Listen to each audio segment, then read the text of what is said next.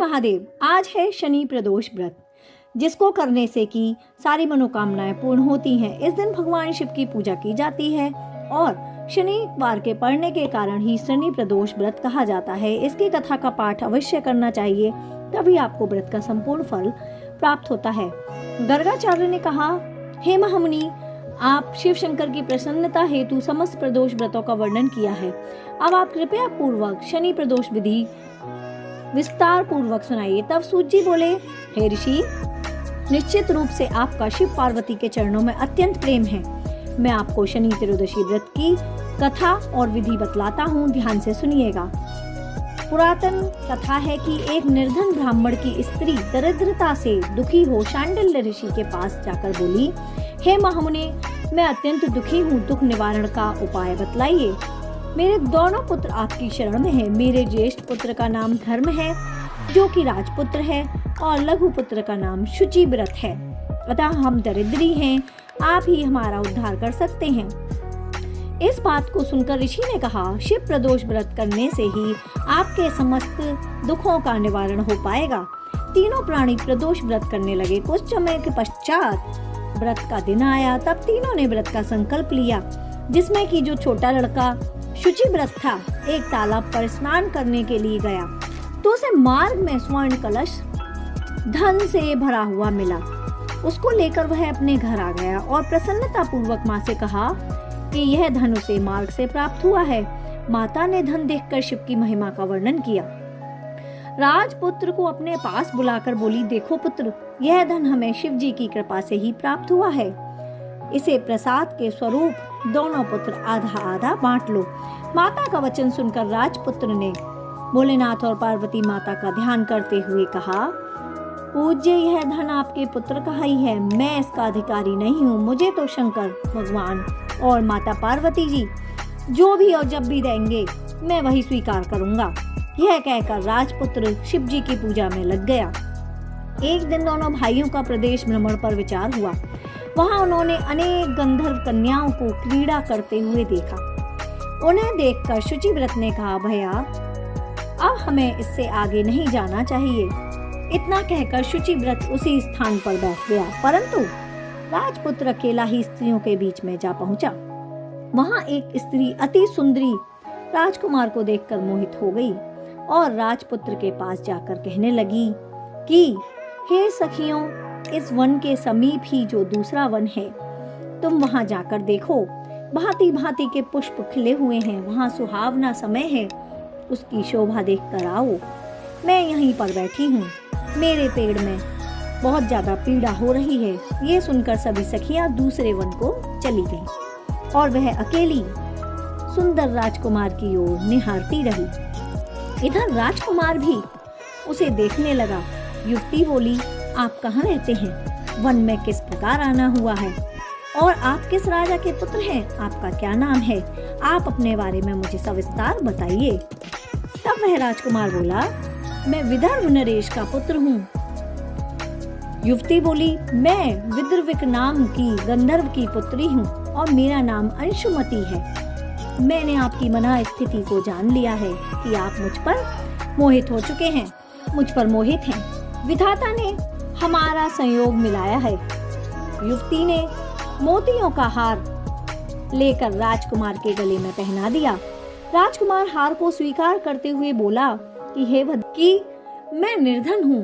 राजकुमार के इन वचनों को सुनकर गंधर्व कन्या बोली कि मैं भी जैसा कह चुकी हूँ, मैं वैसा ही करूँगी। अर्थात वह उससे विवाह का वचन दे चुकी थी और इतना कहकर वह अपनी सखियों के पास चली जाती है।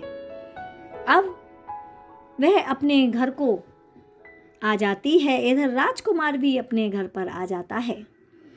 अब वह शुचिव्रत को सारा वृतांत कह सुनाता है और वचन के अनुसार जब तीसरा दिन आता है, वह राजकुमार शुचिव्रत को लेकर उसी वन में जा पहुंचता है जहां पर उसको गंधर्व कन्या मिली थी। इधर गंधर्व राज भी अपनी कन्या को लेकर उसी वन में आ जाते हैं। इन दोनों राजकुमार को देखकर वह आसन देते हुए कहते हैं कि मैं कैलाश पर गया था। वहां शंकर जी ने मुझसे कहा कि धर्मगुप्त नाम का एक राजकुमार है, जो इस समय निर्धन है और राज्य विहीन है, किंतु वह मेरा परम भक्त है। हे गंधर्वराज, तुम उसकी सहायता करो। मैं महादेव की आज्ञा से इन कन्याओं को लेकर आपके पास आया हूँ और आप इनका जीवन निर्वाह करें। मैं आपकी सहायता करूंगा और आपको राजगद्दी सौंप दूंगा। इस प्रकार गंधर्वराज ने अपनी कन्या का विधिवत विवाह राजकुमार के साथ संपन्न करा दिया। विशेष धन सुंदर गंधर्व कन्या को पाकर राजपुत्र बहुत ही ज्यादा प्रसन्न हो जाता है। भगवत कृपा से वह अपना जीवन सुख भौतिक सुविधाओं से व्यतीत करते हुए शत्रुओं का नाश करता हुआ राज्य का सुख भोगता है। इस प्रकार आपने देखा कि प्रदोष व्रत की कितनी महिमा है और एक कथा विशेष रूप से करी जाती है प्रदोष व्रत में, शनि प्रदोष व्रत में, क्योंकि ये संतान प्राप्ति का होता है। वह भी मैं आपको बता देती हूँ कि एक सेठ सेठानी थे और वह संतानहीनता के दुख से पीड़ित थे। वह भोलेनाथ के परम भक्त थे और शिवजी भगवान का पूजन पाठ किया करते थे, किंतु उन्हें एक ही दुख था कि उनके संतान नहीं थी। तो वह अपना व्यवसाय सौंपकर भली भांति सेठ अपने नौकर चाकरों को देकर तीर्थ यात्रा पर निकल जाता है। जहां उसे रास्ते में जंगल में एक साधु मिलते हैं जो ध्यान में बैठे होते हैं। वह वहीं बैठकर उनका इंतजार करने लगता है। जब साधु ध्यान खोलते हैं तो देखते हैं कि सेठ सेठानी बैठे हुए हैं और वह उनसे आशीर्वाद मांग रहे हैं। तब साधु को ज्ञात हुआ कि वह बहुत ही ज्यादा दुखी हैं, उनके संतान नहीं हैं। तो वह उनसे कहते हैं कि आप शनि प्रदोष व्रत करें, इससे आपको संतान सुख अवश्य ही प्राप्त होगा। साधु ने सेठ सेठानी को प्रदोष व्रत की विधि भी बतला दी और शंकर भगवान की निम्न वंदना भी बतलाई, जो मैं आपको सुनाने जा रही हूँ।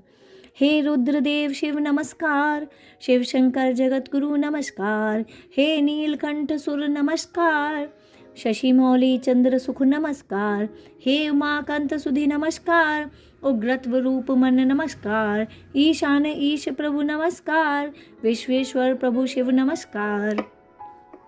प्रकार दोनों साधु से आशीर्वाद लेकर तीर्थ यात्रा के लिए चल पड़ते हैं और तीर्थ यात्रा से लौटने के बाद सेठ और सेठानी ने मिलकर शनि प्रदोष व्रत किया, जिसके प्रभाव से उनके घर बहुत ही सुंदर पुत्र का जन्म होता है और खुशियों से उनका जीवन भर जाता है और वह पूरे जीवन पर्यंत शिव शंकर भोलेनाथ की पूजा अर्चना करते हुए अपना समय व्यतीत करते हैं और समस्त सुख समृद्धियों को प्राप्त होते हैं।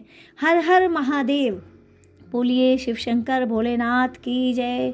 आप लोग जानते हैं कि प्रदोष काल भोलेनाथ का प्रिय व्रत है, त्रयोदशी प्रिय तिथि है।